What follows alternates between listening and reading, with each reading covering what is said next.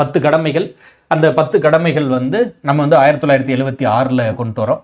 அது வந்து அடிப்படை கடமைகள், ஃபண்டமெண்டல் டியூட்டிஸ்ன்னு சொல்லிடுறோம். 86th Amendment 2002, 1999 2000 வர்மா கமிட்டி அவர் தான் வந்து பரிந்துரை கொடுக்குறாரு. அண்ட் இந்த டீட்டெயில்ஸ் எல்லாமே வந்து சொல்லிட்டோம். அவ்வளோதானே. இது சார்ந்து இன்னொரு முக்கியமான சில டீட்டெயில்ஸ் எல்லாமே கூட இருக்கும்.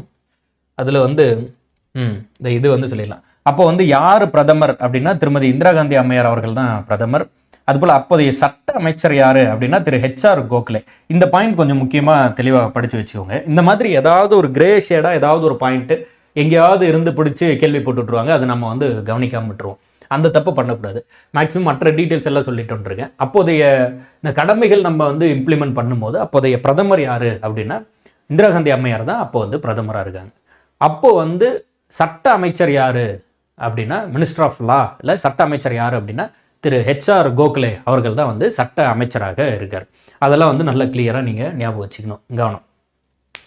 அவ்வளோதான். அதுக்கடுத்து பாருங்கள், இந்த ABCD அப்படின்னு சொல்லி ஃபண்டமெண்டல் ரைட்ஸு, ஃபண்டமெண்டல் அதாவது ரைட்ஸ் இல்லை டியூட்டி, நான் அதை மாற்றி சொன்னால் கூட கவனமாக பண்ணிக்கோங்க. நம்ம இப்போ பார்க்குறது எல்லாமே வந்து ஃபண்டமெண்டல் டியூட்டிஸ், அடிப்படை கடமைகள் தான் பார்க்குறோம். இந்த கடமைகளில் மொத்தம் எத்தனை ஆர்டிகல் ஆட் பண்ணியிருக்கோம் அப்படின்னு ஒரு கேள்வி. அதில் வந்து மொத்தம் 10 கடமைகள் இருந்தது. இப்போ ஒரு கடமை சேர்த்திட்டோம், அதனால் 11 கடமைன்னு பார்க்குறோமா?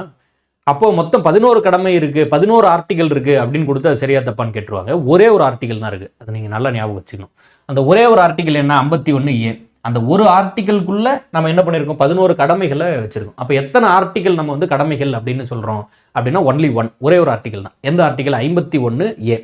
அதை கிளியராக ஞாபகம் வச்சுக்கோங்க. அந்த ஒரு ஆர்டிகலுக்குள்ளே வி ஹேவ் 11 டியூட்டிஸ், 11 கடமைகள் வந்து இருக்குது. What are they? ஃபஸ்ட்டு கடமை என்னன்னா, இந்த ஃபஸ்ட்டு 3 கடமைகள் வந்து ரொம்ப ரொம்ப முக்கியம். அதை நீங்கள் வந்து தெளிவாக ஞாபகம் வச்சுக்கணும். இது ABC அப்படின்னு தெளிவாக ஞாபகம் வச்சுக்கோங்க. சும்மா 3 கடமைகள். ஃபஸ்ட்டு என்ன? அரசியல் அமைப்பை மதிக்கணும்.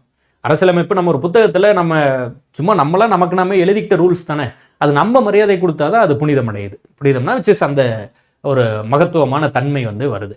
நம்மளே அதை மதிக்காம விட்டுட்டா அவ்வளோ கஷ்டப்பட்டு எழுதுன அந்த அரசியலமைப்புக்கு மரியாதை இல்லாமல் போயிடுது. அப்போது முதல் வேலை என்ன அப்படின்ட்டுனா அரசியல் அமைப்பை பின்பற்றுதல், மதித்தல், அதை வந்து அவமதிக்க. நீங்கள் ஒரு பிரதமரையோ இல்லை வந்து ஒரு முதலமைச்சரையோ, ஒரு மாநிலத்தின் முதலமைச்சரையோ பிரதமரையோ அவங்களோட இவர் அப்படி செஞ்சார், இது சரி தப்பு அப்படிங்கிற ஒரு விமர்சனம் வைக்கலாமா அப்படின்னா வைக்கலாம், அது வேற.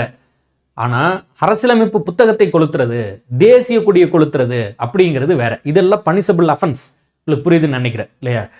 மனிதன் வந்து தன்னை வந்து அந்த விமர்சனத்துக்கு அப்பாற்பட்டவனாக கன்சிடர் பண்ணிக்க முடியாது. அப்போ அவர் தலைவராகவே இருக்கும்போது கூட ஒரு மக்களாட்சிங்கும் போது அவர் சார்ந்த சரி தப்பு அப்படிங்கிற விமர்சனங்கள் பரவாயில்ல இல்லையா? அதுக்கு வந்து நம்ம அனுமதிக்கிறோம். ஆனால் நம்ம சில சின்னங்களை, சில கொள்கைகளை உன்னதமானதாக கடைபிடிக்கிறோம்.